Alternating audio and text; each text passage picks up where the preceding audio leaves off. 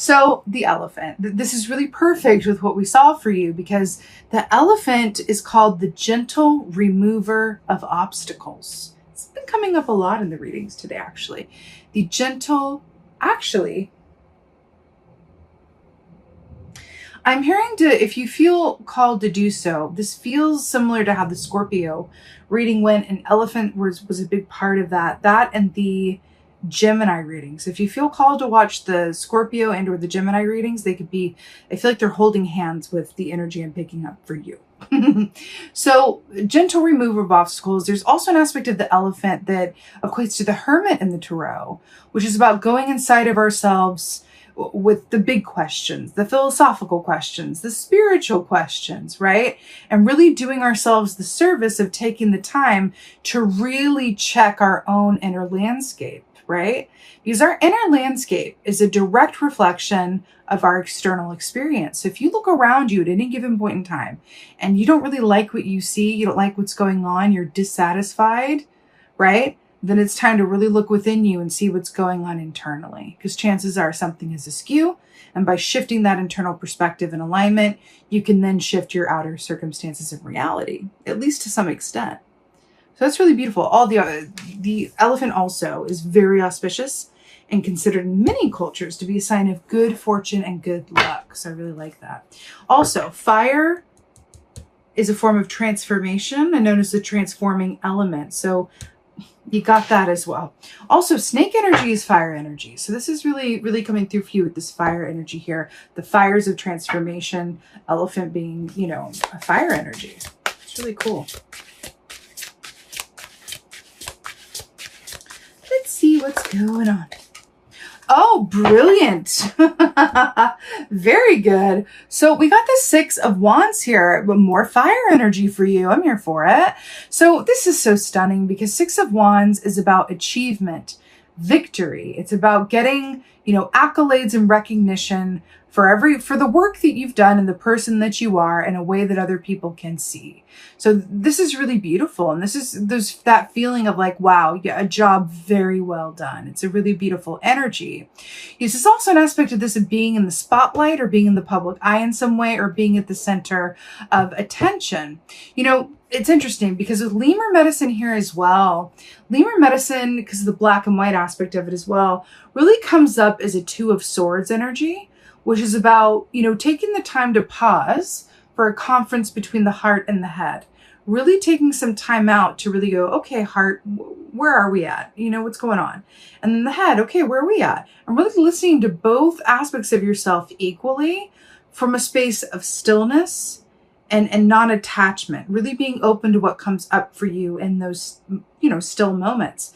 I feel like this 6 of Wands, because that also feels like the elephant, I feel like the 6 of Wands is speaking to an achievement point, or I'm reaching a place of stillness and acceptance. And I feel like you've reached a place of peace, which is really beautiful, right? It's really beautiful. Let's see what else is. Oh, yes, here for it. So we got the Page of Swords here. So this is beautiful. So the Page of Swords is about, it's air energy, right? We were just talking about the 2 of Swords. So this is information. It's insights, it's personal revelations, it's messages, it's offers, it's contracts, it's notices, right? I do feel like there's going to be some news, because see how it's looking there? I do feel like there's going to be some news coming towards you. There's a beautiful opportunity or some news that's coming that's going to be very welcome. But I also feel like overall, there's an aspect of this that really speaks of personal insights. You are tapping in and becoming aware of aspects of your inner workings that are going to lead to some true transformation. When we are in a place of full self-awareness, which again is not a state for all day, every day, right? We're spiritual beings having a human experience, and that ain't it. But when we are able to tap into deeper levels of self-awareness, we are then have full autonomy over our choices and our perspective, which means that our subconscious isn't negatively affecting our choices one way or the other. We are in our full knowing, we are fully self-aware, thus we have full autonomy, which basically means that we can make choices from a place of love and not fear. We can be fully aware of what we're doing, our motives behind things. We have access to the bigger picture, which is beautiful. Talk about transformation. And it's interesting too, because when we think about a diamond, right? Cut, clarity, color, carat, they're supposed to be clear, right? Like the more clear they are, the higher value they are. And then we're talking about the clarity of self-awareness. It's amazing, actually. Amazing. Wow. Okay, what else is going on?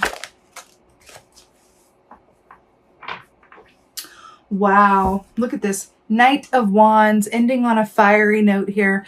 You know, this is, wow, Capricorn, work it out. I like this for you, all this fire and flame here. You know, Knight of Wands is about, first of all, I think we mentioned this, but wands are about the actions that we do or don't take around the work that we love to do, and or the interpersonal relationships about which we're passionate, right? So, but it is about actions, right? It's about the doing. So Knight of Wands is very much about fast, forward-moving instinct that leads to action, right? You see it in action movies a lot, right? Where it's like, no, I'm just going to do it and think about it later. We don't have a plan. Oh, well, we'll do it live. It's that kind of energy, right? Which can be, and I say this with complete love and understanding, Capricorns, that can be difficult for you when it really matters. I think you guys have a beautiful, spontaneity to you, as long as it is fully accounted for and there's at least a loose plan in place, right? It's one of your stronger points. That's why you are such a grounding influence to, others around you. And it's a beautiful, beautiful thing, right? Which is interesting because the elephant equates with fire energy here, right? From an animal medicine perspective, but it's also a earth animal, right? So it's interesting how the fire and earth is coming across here. With this Knight of Wands as well, I feel like there's an aspect of not just throwing caution to the wind, because it doesn't really feel like that. It really feels like allowing yourself to experience the full extent of your own pleasures, whatever that means for you. Giving yourself permission to really listen to and follow your instincts. That's what it is, right? And that's a really beautiful thing. I also feel like in terms of like those of you who may be artists or in a line of work that is not traditional in terms of like, a corporate setting or anything like that. The outliers, as it were, the artists, the healers, the creators, the inventors, right? I feel like there's something in this for you that says really allowing yourself to fully embody your purpose in this way and give yourself permission to fully go for it. I'm seeing this show there was this show, I think it was on NBC, like a subsidiary of NBC, one of the like other channels. It was called The Prophet with Marcus Lemonis. And holler at me in the comments if you know it. You're Capricorn. Some of you definitely have seen The Prophet with Marcus Lemonis. Kind of like an offshoot of Shark Tank, where he would go around and offer to invest in fledgling businesses, like put money into it. And he would always say, when he was about to write the investment check, right? He would say to them, are you willing to quit? Because if they had a day job, like if they worked like at a day job as an accountant at a big finance firm, but then at nighttime they did this business that he was offering to come in on, he would go, are you willing to quit your day job? And if they said no, then he wouldn't invest. But the reasoning behind that was that he would say, why would I put my money and time and expertise and my all into something that you're not willing to take a chance on by quitting your day job and giving everything you got to this? That's the kind of energy that I want to work with. That's really coming through for you. How invested are you in yourself and what you're doing in terms of your purpose and your work and what truly makes you passionate? How invested are you? Are you all in? Are you all in? Are you all in? Let's go ahead and get some advice. Why not? Get some advice for Capricorns here.